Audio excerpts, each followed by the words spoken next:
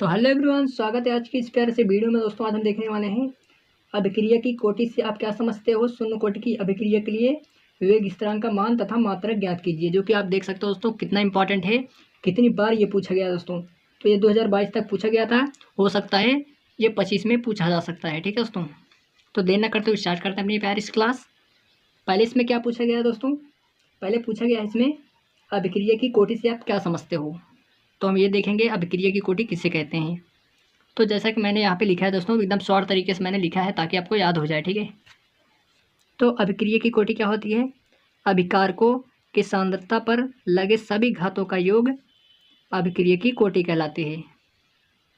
जैसे दोस्तों हम एक एग्जांपल लेते हैं वैसे, ठीक है, आपको समझाने के लिए। जैसे यहाँ पे R बराबर हम ले लेते हैं, ये सांद्रता, ये जो ऐसे लगते हैं दोस्तों, इसका मतलब होता है सांद्रता यहाँ पे। ठीक है, और यहाँ पे एक b बन रहा है इसी साथ। जैसे यहाँ पर 1 हो गया, इसका घात यहाँ पे 2 हो गया, तो इसका योग कर लेंगे, ये दोनों को जोड़ लेंगे तो कोटि क्या हो जाएगी दोस्तों, कोटि हो जाएगी 3। ये तो मैंने आपको बता रहा हूँ दोस्तों ताकि आपको अच्छे से समझ में आ जाए। बाकी ये चीज़ पूछा नहीं है इस क्वेश्चन में, मैं सिर्फ आपको बता रहा हूँ। ठीक है, तो इसको देख लेते हैं दोस्तों। शून्य कोटि की अभिक्रिया के लिए वेग स्थिरांक का मान और मात्रक सब देखते हैं। तो चलिए दोस्तों देख लेते हैं। जैसे मान लेते हैं दोस्तों यहाँ पे कोई ए से उत्पाद बन रहा है। ठीक है, स्टेप बाय स्टेप दोस्तों हम जानेंगे एकदम आसान तरीके से। ए से कोई उत्पाद बन रहा है, ठीक है, ये क्या है, अभिकारक हो जाता है, अभिकारक, और यहाँ पे उत्पाद हो जाता है। ठीक है, अभिकारक से एक उत्पाद बन रहा है। हम किससे चलेंगे दोस्तों, यहाँ पे बोला है शून्य कोटि की अभिक्रिया के लिए, तो हम इसके अकॉर्डिंग से दोस्तों करेंगे। शून्य कोटि की अभिक्रिया क्या होती है, पहले लिखते हैं शून्य कोटि की अभिक्रिया के अनुसार।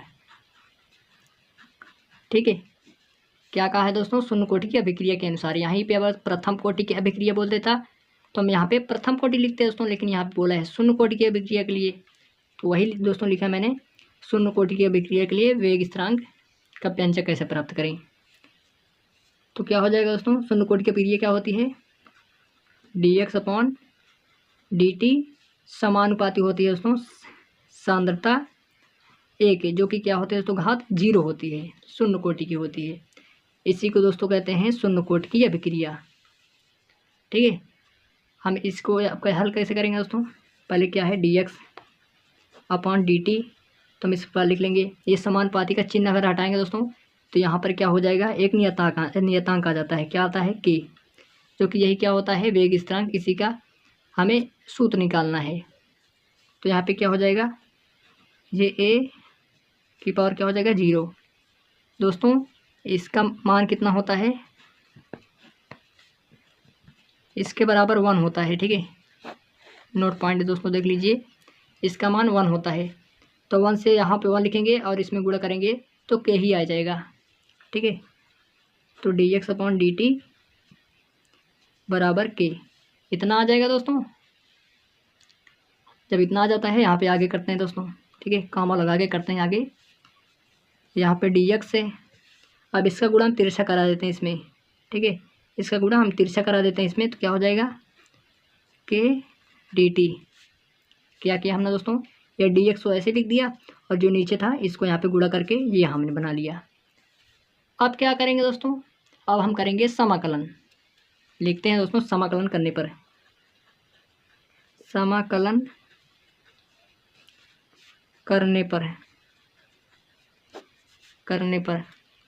इसका हम समाकलन कर लेते हैं दोस्तों। dx ये किसी कहाँ है दोस्तों, बराबर में, तो बराबर लगा देते हैं। जो कि होता है दोस्तों, जो नियतांक होता है उसको हम बाहर लिखते हैं, तो इसके बाहर लिखेंगे और dt अंदर लिख लेते हैं। ठीक है, इतना दोस्तों समझ में आया दोस्तों। क्या किया हमने, समाकलन कर दिया, ये dx बराबर है तो बराबर, क्या नियतांक होता है दोस्तों तो हम बाहर लिख देते हैं और ये समाकलन के अंदर dt आ जाएगा। अब जब इसका दोस्तों समाकलन हम करेंगे तो हम जानते हैं दोस्तों dx क्या होता है, dx होता है, इसे हटा देते हैं। ठीक है, समाकलन करने के बाद ये चिन्ह हट जाता है, तो यहाँ पे x हो जाएगा बराबर के, तो ऐसे ही के ऐसे उतर जाएगा, और यहाँ पे डी टेक का हो गया दोस्तों समाकलन टी हो जाएगा, टी लिख देते हैं। और जब समाकलन कर लेते हैं दोस्तों, यहाँ पे हम एक सी आ जाता है। जब समाकलन करोगे दोस्तों ये इस्टर सी आ जाता है, घबराने की कोई बात नहीं। ठीक है, मैथ वाले समझते होंगे, बायोलॉजी वाले थोड़ी दिक्कत होती है, बाकी कोई दिक्कत नहीं है। ठीक है, इतना स्टेप आप समझ सकते हो। यहाँ पे हम थोड़ा समझा देते हैं दोस्तों, जैसे डी एक्स होता है इसका एक्स हो जाता है, और जो डी टी रहता है इसका टी हो जाता है, तो कुछ इस प्रकार समाकलन हो जाता है। ठीक है दोस्तों, इतना आप बायोलॉजी वाले समझ लीजिएगा। समाकलन इसका क्या होता है, एक्स हो जाता है, और यहीं पे टी होगा तो टी हो जाएगा। तो यहाँ पर हो गया दोस्तों इतना। अब इसको हम आगे करते हैं नेक्स्ट पेज में। तो यहाँ पर क्या था, एक्स बराबर के टी प्लस सी, ये था दोस्तों। अब इसी को हम करते हैं, पहले एक्स बराबर 0 लेंगे और कॉमा टी बराबर 0 लेने पर। ठीक है, ये हम ऐसे ही मान के लेते हैं। ठीक है, 0 लेने पर, तो जब इसका 0 मान यहाँ पे रखेंगे तो क्या हो जाएगा, इधर 0 हो जाएगा, ये के गुणे 0, यहाँ पे टी रखेंगे 0 प्लस सी। ठीक है, इसका मान क्या हो जाएगा, 0 हो जाएगा। तो क्या करेंगे दोस्तों, सी बराबर क्या कर देंगे, 0 कर देंगे। 0 तो पहले 0 था, यहाँ पे ये दोनों गुणा में है दोस्तों, ये 0 है तो इसका गुणा इसमें करेंगे तो ये भी तो 0 हो जाएगा, चाहे जो यहाँ पे मान आ जाए। तो यानी सी बराबर क्या हो जाएगा हमारा, 0 हो जाएगा। अब क्या करेंगे, यहाँ पे इसको समीकरण 1 देते हैं ताकि समझ में अच्छे से आ जाए। इसको समीकरण 1 देते हैं। अब इसका मान हम इसमें रखेंगे। चलिए रख लेते हैं दोस्तों, इसको समीकरण 2 रख लेते हैं, मान लेते हैं। अब सी का मान समीकरण 1 में रखने पर। ठीक है, सी का मान समीकरण 1 में रख लेते हैं, इसका मान यानी ये 0 जो है सी के पास रख लेते हैं। तो क्या है, एक्स बराबर के टी प्लस सी का मान यहाँ पे 0 है तो 0 रख लेते हैं। तो ये 0 का मतलब कुछ नहीं होता, तो यहाँ पे एक्स बराबर हम के टी लिख सकते हैं, बिल्कुल लिख सकते हैं दोस्तों। इतना हो गया। अब क्या करेंगे, हमें के का मान निकालना है, के का निकालना है तो हम क्या करेंगे, एक्स बराबर के ऐसे ही लिख देंगे। यहाँ पे दोस्तों ये गुणा में है, इधर ये टी इधर आएगा तो क्या किधर आएगा दोस्तों, इधर आ जाएगा तो भाग में हो जाएगा। तो कुछ इस प्रकार हमें के का मान निकल गया दोस्तों। इसको हम सीधा लिखते हैं, के बराबर एक्स अपॉन टी। तो हमारा व्यंजक जो प्राप्त होगा दोस्तों इस प्रकार ये हो जाएगा। इसका मात्रक अगर निकालेंगे तो क्या होगा, यहाँ पे क्या है, एक्स का सांद्रता यानी मोल प्रति लीटर, और बटे में क्या है, पूरे का बटा दोस्तों ये क्या है, टी माने सेकेंड, तो ये हमारा सेकेंड हो जाएगा। आई होप कि दोस्तों आपको पूरी बात समझ में आ गई होगी। एक बार फिर से देख लेते हैं। ठीक है, ये अभिक्रिया की कोटि होती है दोस्तों, और ये वेग स्थिरांक।